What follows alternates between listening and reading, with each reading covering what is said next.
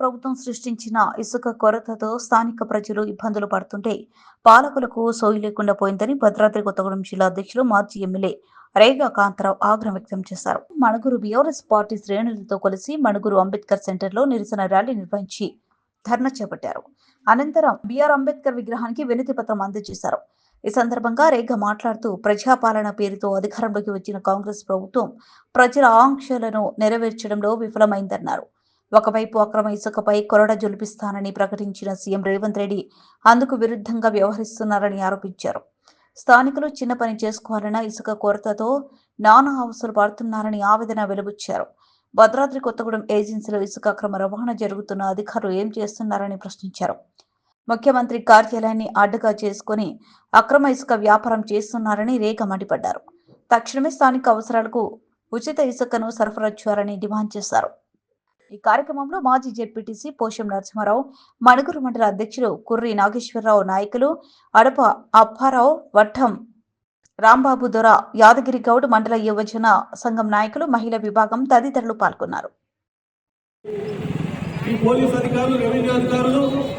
మరి యథేచ్ఛగా సాగేటువంటి కాంగ్రెస్ నాయకులకు గులాముగా పనిచేస్తూ కాంగ్రెస్ నాయకులు చేసేటువంటి అక్రమ రవాణా పైన ఎందుకు మీరు కేసులు పెడతారు, సీజ్ చేస్తారు లేదో చెప్పేసి మేము టీఆర్ఎస్ పార్టీగా మేము డిమాండ్ చేస్తా ఉన్నాం.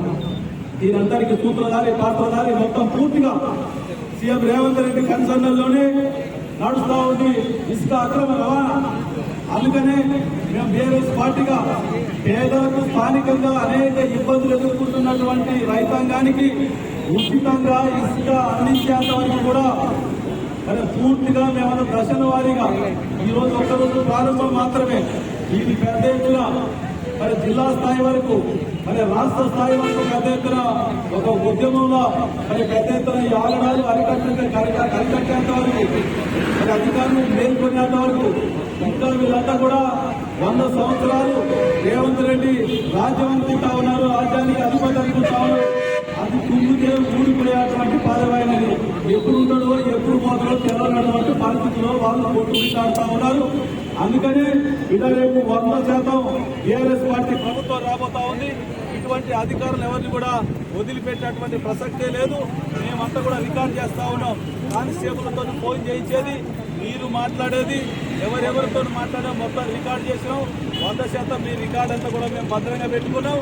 రేపు సప్త సముద్రాల దాటి ఎక్కడున్నా కానీ పట్టకొచ్చి మిమ్మల్ని కూడా శిక్షించేటువంటి చట్టపరంగా తప్పకుండా శిక్షిస్తామని చెప్పేసి ఈ సందర్భంగా నేను తెలియజేసుకుంటూ ఒకే ఒక డిమాండ్, ప్రధానంగా స్థానికులకి ఇసుక ఉచితంగా అందించాలి.